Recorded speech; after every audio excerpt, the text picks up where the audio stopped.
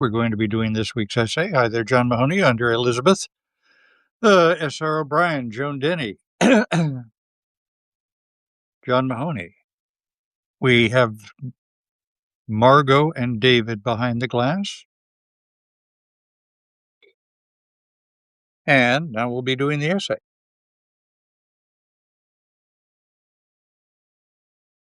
All right, whenever you like.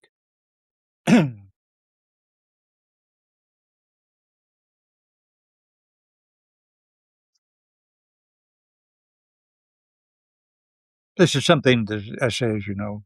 Have you seen, have a look at it? I feel it very passionately. Yeah.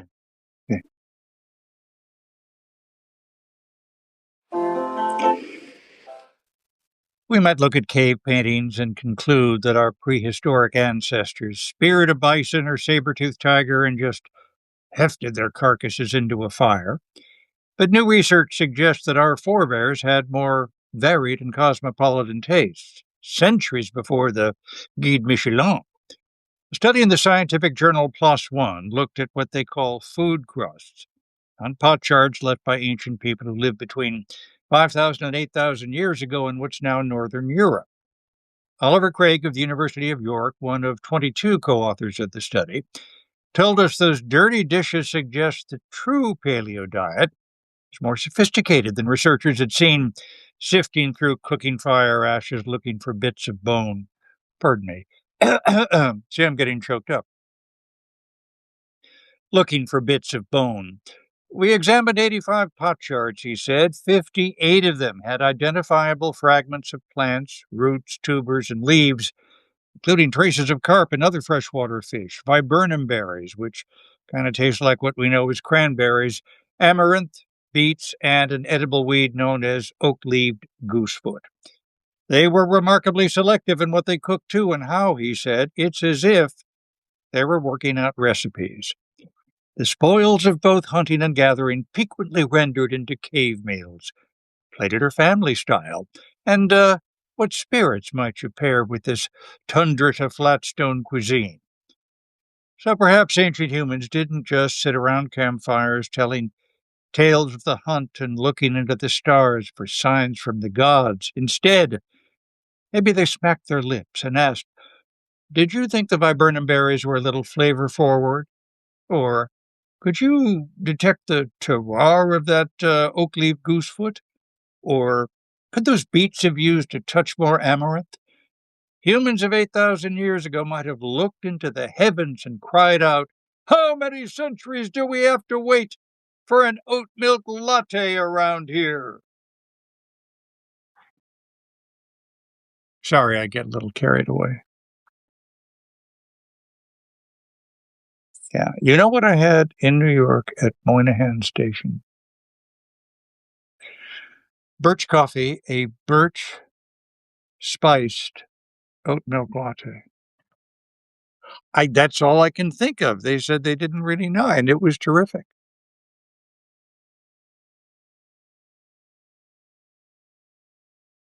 Yeah, yeah, exactly. It is, yeah. And, yeah. You want latte? Yeah, exactly. All right. So we're going to do the show billboards next. X, nice to talk to you. Let's see if this works.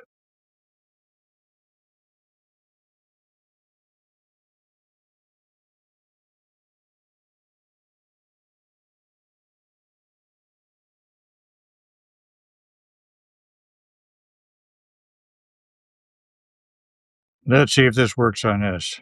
X.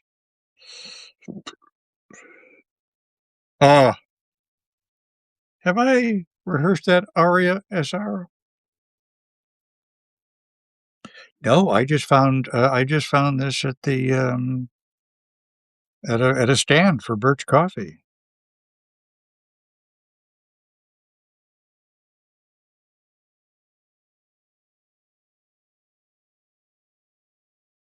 Now, let's see if this works on X.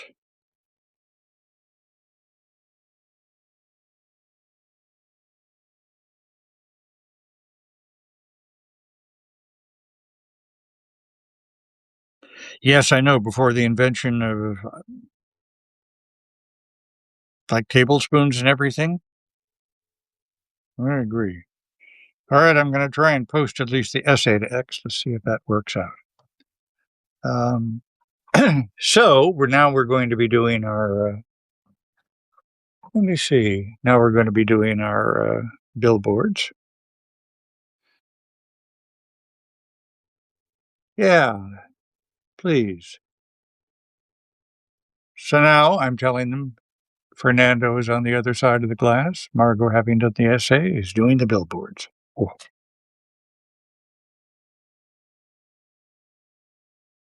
And I'm going to rely on you folks on Substack to remind me to do the page. All right. Then Wallace Shawn and Andre Gregory on the. Yep.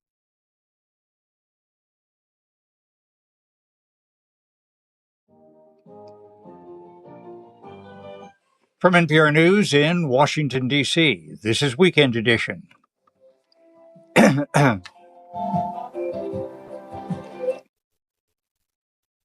I'm Scott Simon. This hour, the latest from the Middle East, where the U.S. has struck an island critical to Iran's oil supply. Ron Elving on the Weekend Politics. Economic repercussions from the war around the world. Also, this year's measles outbreak in South Carolina and decisions parent have made.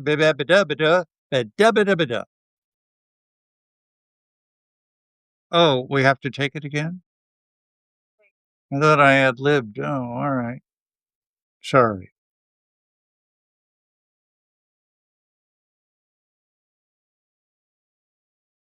May the Father. From NPR News in Washington, D.C., this is Weekend Edition.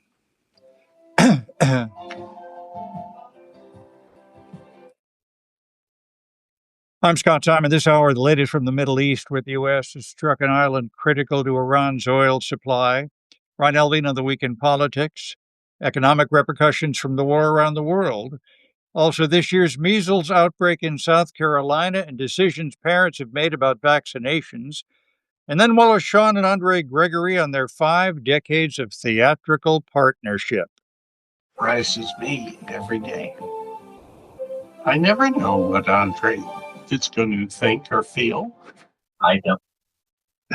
But first, we have our newscast. Today is Saturday, March 14, 2026.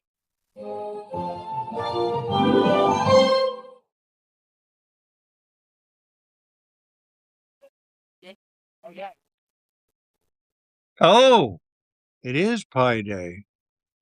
Thanks for reminding me. Thank you, David. Yeah. Ulysses Scat. Very funny. It did, Joan Denny. Oh, all right.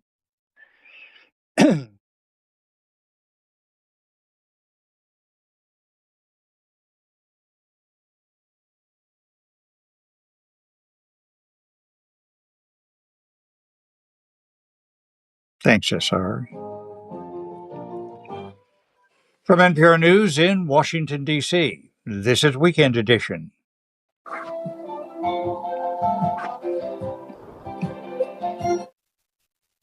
I'm Scott Simon. This hour, 3 acts marked as political violence and.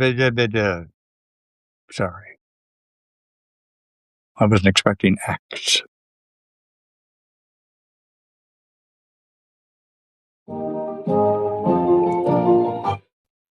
From NPR News in Washington, D.C., this is Weekend Edition.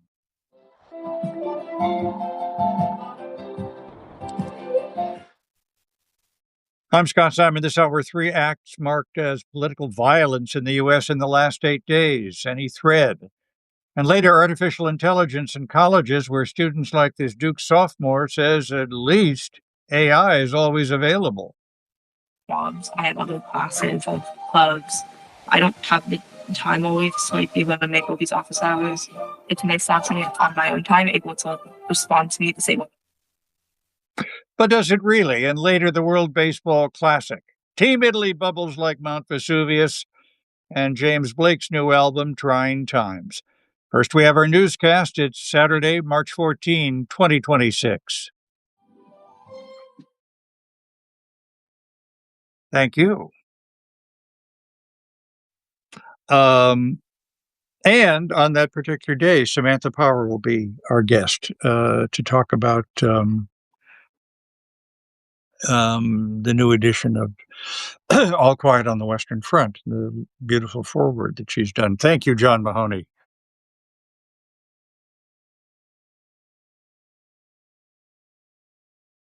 It's a beautiful day for a radio show. Let's do 2 today and a podcast.